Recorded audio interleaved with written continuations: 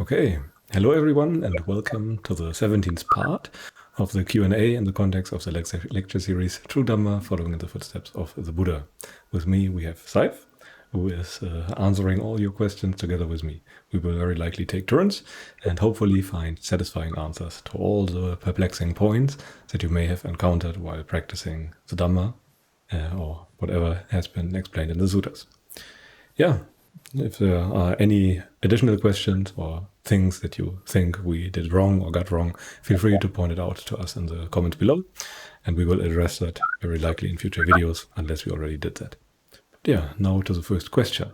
And that person wants to know, how can I trust that the Pali Canon records the true words of the Buddha, since the suttas were only written long after the Buddha's parinibbana? And I think it's my turn, but I cannot probably remember, so I'll just answer it right away. Yeah, first thing first, not everyone might know what parinibbana is. That is just the word for the final nibbana when the body breaks down, or in conventional terms, when the Buddha died long after the Buddha's death. And it is indeed true that the suttas, the lectures and the vijnana, the rules for monks and nuns as an example, have been recorded after the Buddha's death. There was a great Arahant summit, or in total there were 3 of them. The first one took place shortly after the Buddha passed away. And there, in front of 500 Arahants, the teachings and the code of conduct have been recited for everyone to memorize. And in the additional Arahant summit, they very likely added to the body of texts and lectures. So yeah, and how can you be sure that those words are sincere? Very short and very simple answer, you can't. You cannot be sure about that, but it is factually and logically the closest thing that you can have when it comes to authentic teachings that very likely date back to the Buddha. Everything else is clearly further away, and everything else is written in a very, very different style than the Pali Canon when it comes to the suttas. There are parts of it that are older, there are parts of it that are younger, but overall they all revolve around the very same theme. So in that sense, they are internally consistent, and that is not an easy task. We have like 17,500 different suttas. To have them all consistent, that points at a underlying principle that is identical among all the suttas. So that is a very good indicator that you could go by. But in the end, that is also no true confirmation. The only true confirmation comes with the right view of stream entry, where you finally start understanding what the Buddha was actually talking about when it comes to all the non-self stuff and everything else. Then you get a very, very good impression of that the suttas actually, are actually right. Yeah. Anything you want to add? Yeah, I guess you can get some also some faith arising just from the intrinsic way the Dhamma has been written in the suttas, in terms of exemplifying those qualities of the Dhamma, being well proclaimed, inviting to be seen personally by the wise, timeless. All these sorts of things are, if you read them, I would say for most people they'll be sort of clearly evident in the suttas. But again, that's also still a matter of faith. And like the Lord says, it only comes to right view where you know for certain. And I guess it's a good thing to sort of talk about, because if you read especially like scholarly analysis, it might seem that even though the Pali Canon is mostly homogeneous, there's been so many recensions, it's been written so long after, we can never know what the Buddha truly taught. But according to the teaching itself, there is a point where you're completely and utterly go beyond doubt. And when it says that a Sotapanna cannot take any teacher except from the Buddha, it means the literal Buddha. Because as the Buddha says, when you see the Dhamma, you see the Buddha. That's not a rhetorical flourish. That's literally real. That's why when you understand the Dhamma, you cannot take any teacher except from the Buddha. So there is a point in the practice where you do go beyond doubt, and it's usually also when the suttas themselves become much more alive, much more powerful, much more they have much more relevance, basically, than they might have had before. So yeah, but before that, both from the homogeneous perspective and also those intrinsic aspects of Dhamma, it seems the most trustworthy, the best starting point. And I think especially today, like, in the past, maybe you wouldn't be able to get the suttas. Like, I know, like Dogen, for example, only got like some suttas in translation like, very late in life. Before that, like, you just had to use the Lotus Sutra. But today, like, you can just go on Sutta Central and have every single sutta with Pali line by line with translations and everything. Like, there's kind of no excuse to not use them. Yeah, it is like that. Yeah, but I think that it's sufficient for that question. So in summary, you can never be certain 100%, but even if it is a spectrum, it is best to go as far back in time as you can to come as close to the Buddha as possible from a logical perspective, and then just practice what is in there, see if it gives you the benefit that you want and aim for, and then you can see for yourself. I mean, understanding the Dhamma means, or is like seeing for the first time, so things change. Yeah. Anyway, let us move to the next question. And the next question is very short. And the person wants to know, are the jhanas physically gratifying? I think that one is for you. I always mix it up. Yeah, they are physically gratifying. Like in the sutras, is often said, like, the joy arises, the rapture arises, and then the body grows tranquil as a result. So there is this sort of bodily pleasure and bodily tranquility and calmness that comes with this very acute. But it should be said that the jhanas are not the physical pleasure. As in, you can't just produce a specific type of physical pleasure and then that would be the jhana. The jhana is the abandoning of the hindrances. So it is physically gratifying, but it's completely a byproduct. There's no like you shouldn't aim to sort of try and produce this pleasure, especially like artificially. If you just simply work on the gradual training, develop virtue, sense restraint, moderation in eating, mindfulness and clear comprehension, seclusion, and dwell like that, the mind free from craving, the mind free from suffering, the mind is calm, concentrated, body grows tranquil, pleasure arises, and that's it. But like trying to do some sort of meditation where you develop this pleasure, it's going at it backwards basically. So yeah, but yeah, it's physically pleasurable. Yeah, but the pleasure is, as Saif said, not a sufficient characteristic to determine a jhana, to diagnose it, to identify it, or anything like that. That is very important to keep in mind, because people are nowadays very focused on piti and sukha, those two things that are mentioned in the suttas, which are often interpreted as, well, I don't know, they are interpreted in tens or dozens of different ways, but it always boils down to pleasure, and we kind of want to escape the dependence on feelings, so we always have to be very careful around cultivating physical or any kind of pleasant sensation to make our experience a bit better than before. They are, but yeah. It's like skipping ahead if you directly want the pleasure, and that's not a good idea. The path arises in a certain order. Yeah. Anything else, or should we move on? Let's move on. Okay.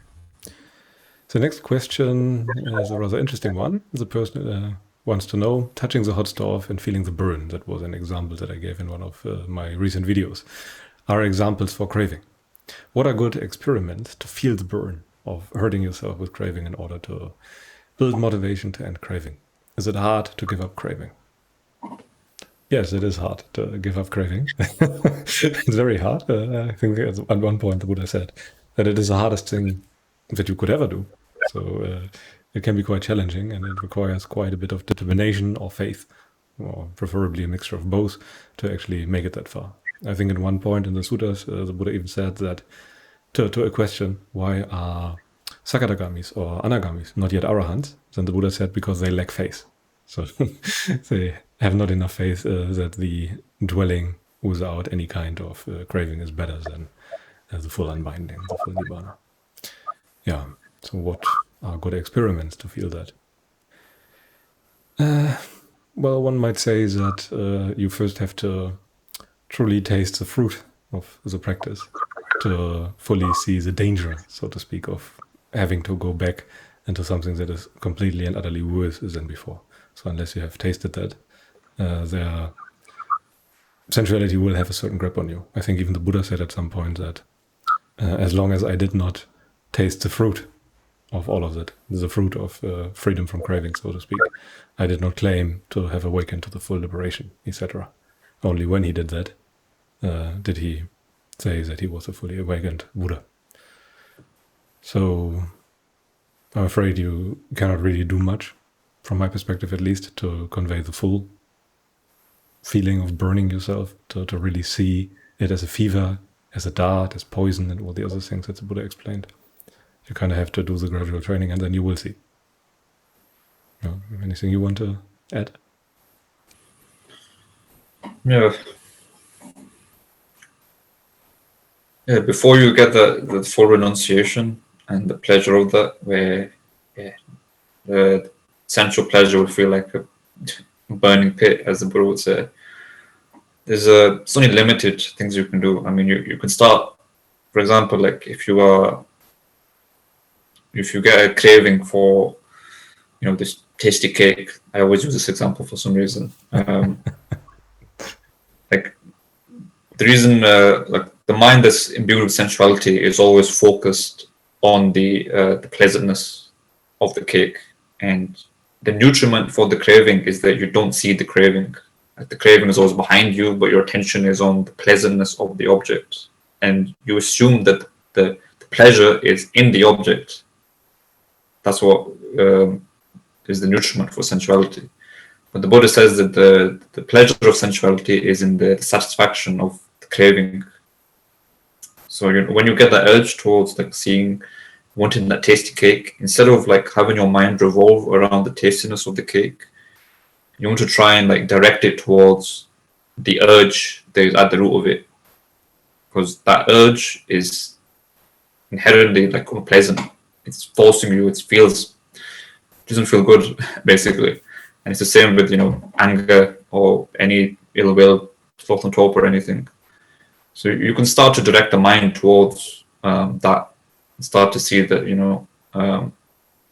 the pleasure that is rooted in trying to get rid of that pain of craving is not good, because it's rooted in that pain. Like you satisfy it, but like if you want more of that pleasure, that pain has to arise again, and it keeps arising. And the more you engage with sensuality, the more that the burning has to increase to get the higher satisfaction. That's why, like, when you engage more and more in sensuality, like your entire existence becomes like dull and depressing and completely and utterly without any satisfaction, because you need that contrast to feel anything.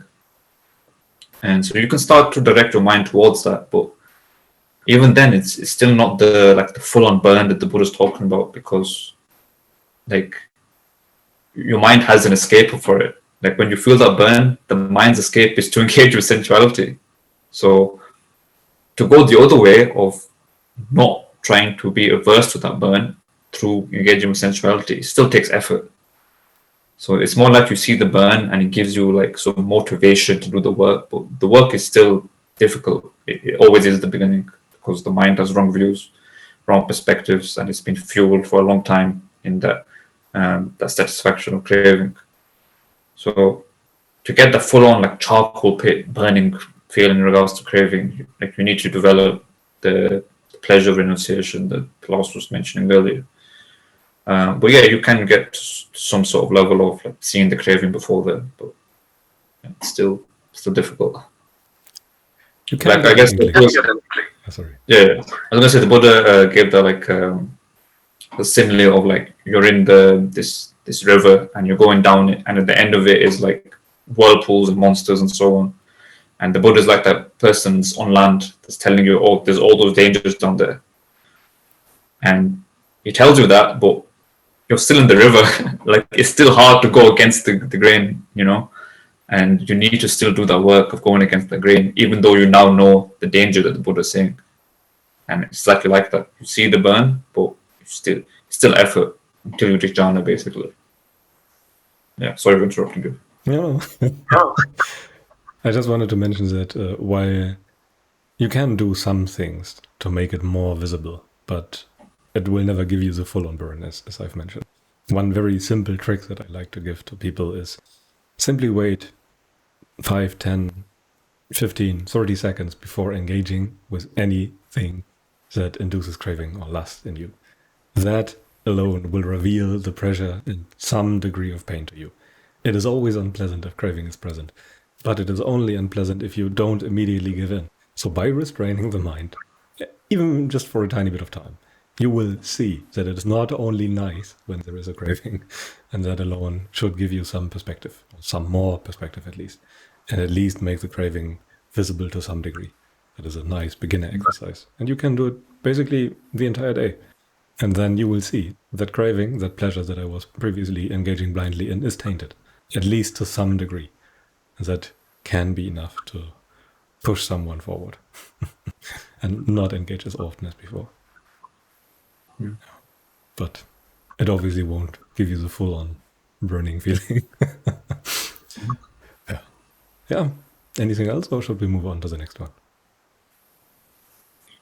I guess we could say that it is possible to get that full-on burning feeling, but it's just it comes towards the end once you abandon the hindrances, basically.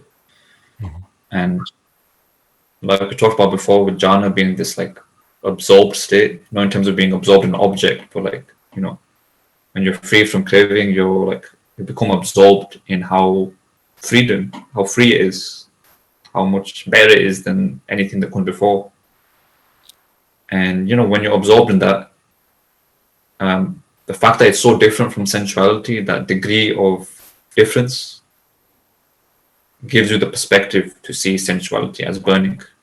So when you dwell in that absorbed state, that's when like even a tiny bit of craving will be like a perfectly white cloth and a little bit of dirt is on it, and it's completely and utterly visible.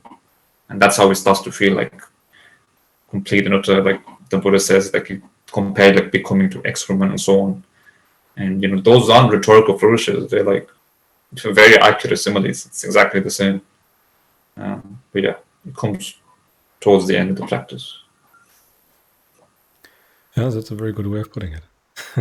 But that's just even more motivation to move there, in my opinion. Yeah, anyway, let us move on to the next question. And this one is a bit longer. And the person in question wants to know, how do I distinguish and know for sure that the pleasure I am feeling is not sensual pleasure, but rather is a pleasure of spiritual origin? How do I know I am experiencing the true pleasure of the first jhana described by the suttas? My inclination is to think that simply having such a question means I am not experiencing the pleasure of the first jhana described in the suttas. Is it my turn? Or yours? I mean, you can answer it. You can start.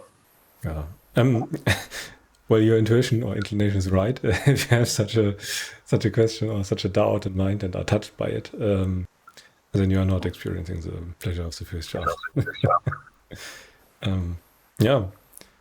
Well, in relation to the question that we had just before, if sensuality or the prospect of sensuality really starts feeling like a burning charcoal pit, then you can be quite sure that you have abandoned the hindrances. So that could be a test, I guess, but you will simply know if you experience cessation. So if you have moved up to the point of the first jhana, then you will know. And before that, it's impossible to know. If you have attained the right view, then you get an idea. Before that, you can reason and think it out a bit and then really compare with the suttas and do all those things. But unless you have attained the right view, it's very difficult to judge. Upon that, you can understand much better what has been displayed in the suttas and can make the mapping of your experience and the words you use in everyday language to the suttas much better. But yeah, it's unmistakable, but as I mentioned before, to a person who does not have perspective, everything new that you experience in meditation is the best thing ever, or the best thing you have experienced thus far. And so it's very easy to jump to the conclusion that that must be the jhana that you are experiencing right now, simply because you don't have the frame of reference that the Buddha had in the suttas. With his frame of reference, whatever pleasure you might be experiencing due to your meditation method might be very inferior. But you do not know that, simply because you don't have that perspective. For you, it's the best thing. For the Buddha, it's excrement. So, yeah. Anything you want to add? Yeah. Yeah, I guess since we've talked about jhanas being like free from feeling, free from the three types of feeling, instead of being like a specific pleasant feeling, even if the pleasure is of spiritual origin,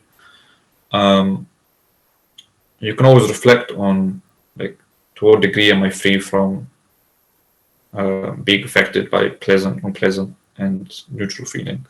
Like if you're in jhana, then the prospect of unpleasant feeling coming your way should not perturb you at all, because that's what the jhanas are about. That's why, like the Buddha, like when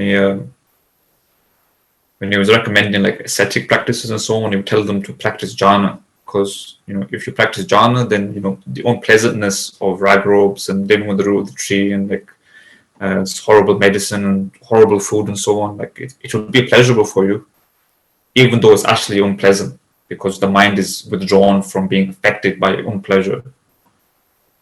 And yeah, that's the nature of the jhana. So it's like, you could reflect, look, if I started to feel a migraine, would I be affected by that? Like, if you're in jhana, then no, not really. You'd be free from craving.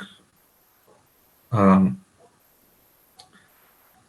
yeah, even then, it's like you can sort of kid yourself in a way, just a reflection. But that's a better way of trying to reflect on it, I would say. The Buddha used extreme examples in most cases to highlight how his teachings can liberate you even from that, like being sawed in half with a dull saw by highway robbers. And he often talked about old age, sickness, and death, like very real things that will affect all of us. He did not exaggerate or anything. It's really, that is the capacity of his teachings, to free you even from that. And there aren't many things in the world that can free you from such things. So, yeah. So unless that prospect does not scare you, it's very likely that you are not in jhana. And even then, as Saif said, you can kid you to a degree. Anything else, or should we move on? Yeah, I mean, if that prospect perturbs you, it just means that you're still within the hindrances, which is why you're not in jhana. That's what we're trying to say, basically. And jhana is the freedom from the hindrances.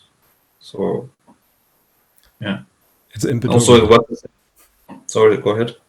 Also, I just wanted to say that it is imperturbable. The Buddha literally called the jhanas the imperturbables on many occasions. Sorry for interrupting.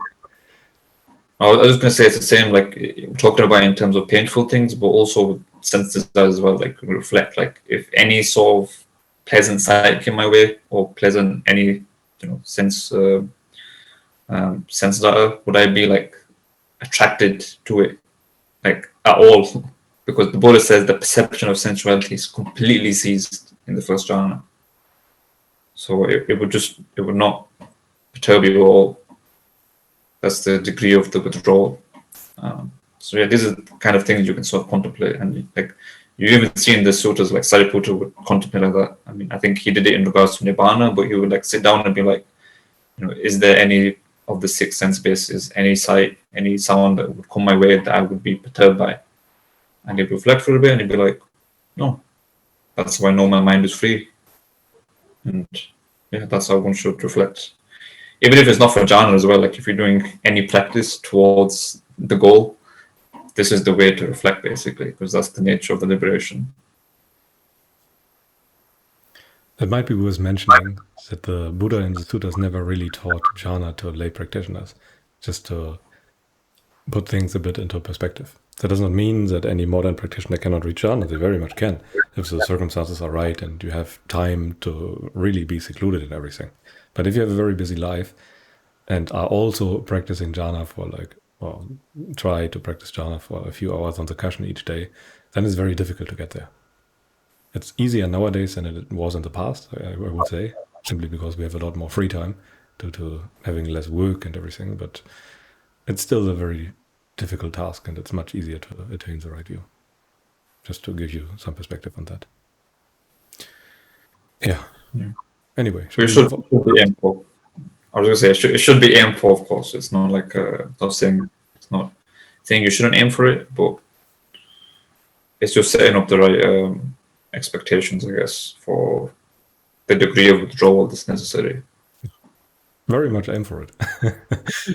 I just wanted to broaden the frame of reference a bit, to not think that jhana is a minor attainment or anything like that. That's actually something very advanced. Yeah, literally called it like supramundane attainment. It is, yeah. And it's the last part of the Noble Eightfold Path. That's maybe also worth mentioning, whereas the right view is the first part. Yeah. Anyway, let us move on to the next question. And this one is also a bit longer, and it goes as follows. The 5 hindrances and the 5 lower fetters both mention sensual desire and ill will. However, overcoming the 5 hindrances is a prerequisite to the first jhana, yet the first jhana is a prerequisite to overcoming the 5 lower fetters.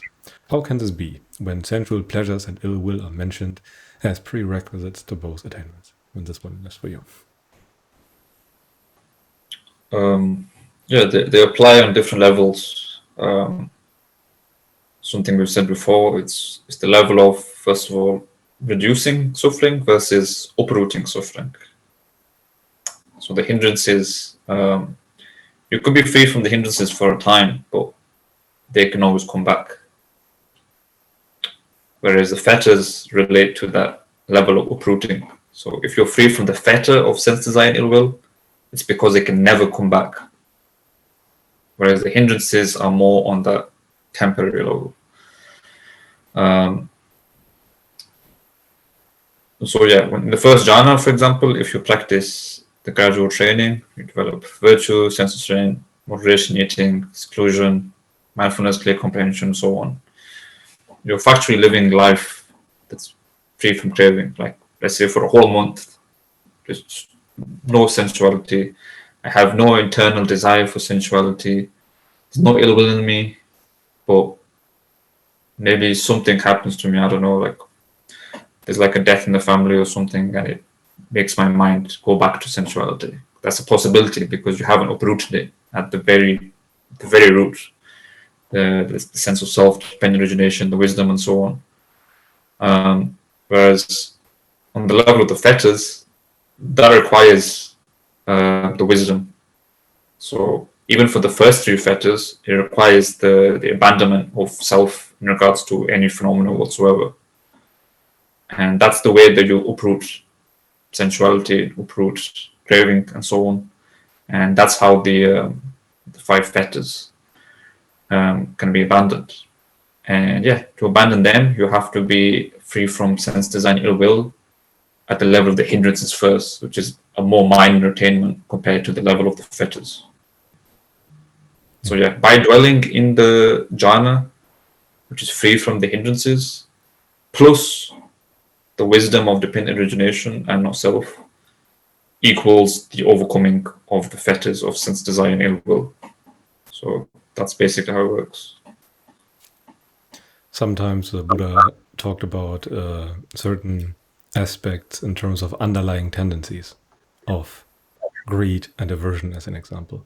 So they are maybe not producing any visible results right now, but they can do that in the future.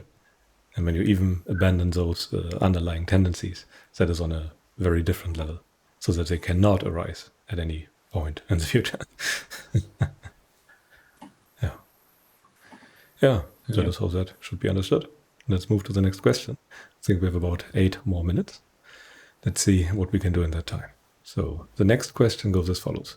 What do you mean by seeing the roots of experience as anicca? Today I was seeing an image of a relative and remembering something they did yesterday that I did not like, and I was frustrated. How would I practice anicca in this case?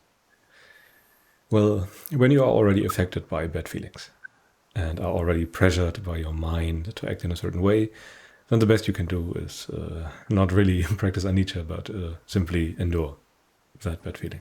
Don't act out, don't make it worse. At that point, you try to limit the damage that you kind of have already done. So now it is time to practice virtue and not the time to practice anicca. When you are not pressured right now and have thoroughly secluded from yourself from sensuality and practice gradually in a right way and become more and more calm and less agitated, calm in the right way, then it is time to practice or try and discern with wisdom, as an example. And the roots of experience are basically another formulation of understanding dependent origination. You want to see that your entire experience, top to bottom, without any blind spot, is dependent on something that is outside of your control. Could be anything. Could be feelings, could be intentions, could be the body, the six senses, could be, I don't know, the Buddha gave us many different paths of contemplation. All of them serve as a good basis to understand the principle of dependent origination. But for that to work, you need a suitable basis. You have to cultivate the ground, so to speak, so that the seeds of Dhamma can grow into something. When you just throw them on concrete ground, aka have not done any training beforehand, then nothing can grow out of it. There can not be any fruit of stream entry, simply because there is nothing that fruit could grow in. Yeah, anything you want to add? Yeah, the problem with seeing anicca in one of them cases is that since the frustration has already arisen, like the only reason you would be applying anicca in this case is to get away from that pain, which means that it's going to be rooted in craving, which means that doesn't matter how much you contemplate anicca in that case, it's not going to be the right anicca because it's within the bounds of craving. That's why, like Klaus says, you need to, just not fuel it further in that case. The fact that you're frustrated is because you haven't been contemplating anicca when you were calm, when there was nothing that was immediately threatening. And yeah, it's when you're calm that you're able to see the roots of your experiences in anicca, because to see the roots, you have to not be absorbed in the branches and the foliage and all that multiplicity of your experience, which you do through sensuality. That's when you're absorbed in the particular signs of your sights, of your hearing, of your senses, and that's when you're not able to see the roots. But yeah, if you're able to see the root of your experience in nature, you don't have to worry about. So, for example, like in terms of relative, you don't have to think, oh, my relative is impermanent this way, my house is impermanent this way, my wealth is impermanent in this way. All you need to do is basically see that your entire experience is dependent on the body, which I don't own, and then it'll all be done at once. So then you don't have to think about the relative in particular. If you've been doing that already, then you'll just realize when something bad happens to you, you'll be like, no, I can't be affected by it because I've done that work beforehand. My entire experience is already seen as impermanent. So relative dying is like, it's like 2 + 2 = 4. How could it be otherwise, basically? Which is what you're not seeing if you haven't been doing the work of seeing the nature. Yeah. And it's also important that you don't want to, as I've mentioned, see anicca on the level of sense objects, because there are infinitely many possibilities for objects to arise and they are all impermanent. And as they are infinitely many, you cannot see all of them as anicca. So you kind of have to see some finite number of things that condition everything else as anicca. Otherwise, there would always be blind spots. And the body is a very good example. If your physical body, as it is right here, dies, everything else, the perception of everything else will also fade, simply because the body is anicca. If the body changes and dies, nothing else can remain standing. And there are other suitable bases like that. It doesn't have to be the body, but the Buddha mentioned the body quite often. So it's, for many people, a very suitable subject of contemplation. Yeah. So in summary, you don't practice anicca in that situation as you are already affected. Dhamma is more on the level of preparation for bad things to happen, so that they do not arise anymore. That is maybe a good way of looking at it, instead of a quick fix to make the suffering go away. Sensuality is a quick fix to make suffering go away, but it also makes things worse in the long run. So it's tainted, and the Dhamma is not tainted in that way. Yeah, okay. But I think we don't really have time for another question, at least if the next one is a bit longer. And the next one is a bit longer, I just looked. So I think it's good to finish for today. So again, I thank you all very much for listening. I hope you get some benefit out of those Q&A sessions. We will probably release them bi-weekly from now on. But yeah, I think that's it. I wish you all a pleasant day and goodbye.